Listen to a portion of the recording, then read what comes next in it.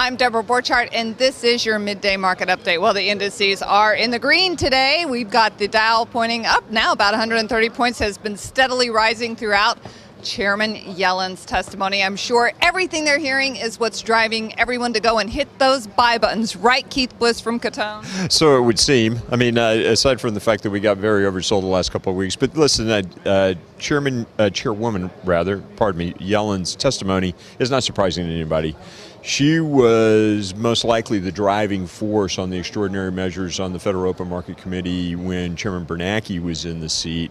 Chairman Bernanke, by the way, is largely regarded as a moderate or a centrist, while Chair Yellen is certainly a dove on inflation, which means that she will do anything to fight a large unemployment number at the risk of higher inflation, which of course we've not experienced in the economy anyway. So yeah, she was saying all the right things to the representatives this morning, and I'm sure she will to the senators this afternoon.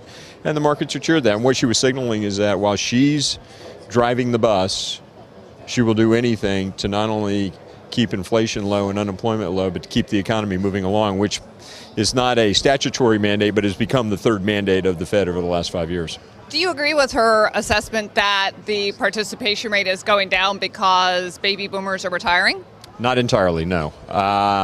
There's some estimates that it's, 10 million a month or something like that. And I'm in the tail end of the baby boomer generation, having been born in 1964, so I'm not retiring anytime soon. But the fact of the matter is that the participation rate is going down for lots of factors. You can't just point to one factor. That is one factor.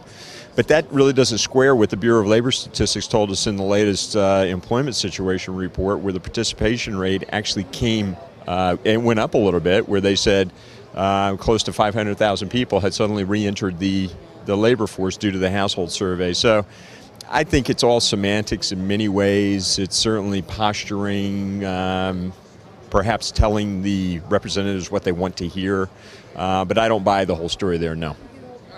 I was also a little surprised that she kind of bobbled a little bit on the definition of a part-term worker. I mean, that seems to be a pretty darn easy answer for someone that's supposed to be an expert on labor. Particularly when you tell everybody that the unemployment rate is not the only factor that you're looking at when you're describing what the labor market looks like. You're doing a deep dive. She indicated that the unemployment rate is not the sole trigger or threshold that they're looking at when they start changing their stance on monetary policy. They're going to do a deep dive inside of the labor market, and that also includes what a part-time worker is and what they're benefiting or not benefiting from the current economic policies. So yeah, that was a little surprising to her.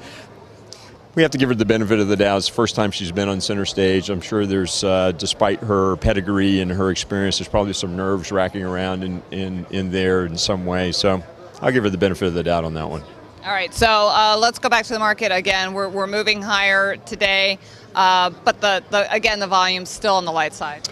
It is. We're actually coming into another meaty part of the earnings season. We're going to start getting some of the bigger consumer-related companies, all the big retailers, Wal-Mart, Target, Costco. They're on deck over here in the next week or so.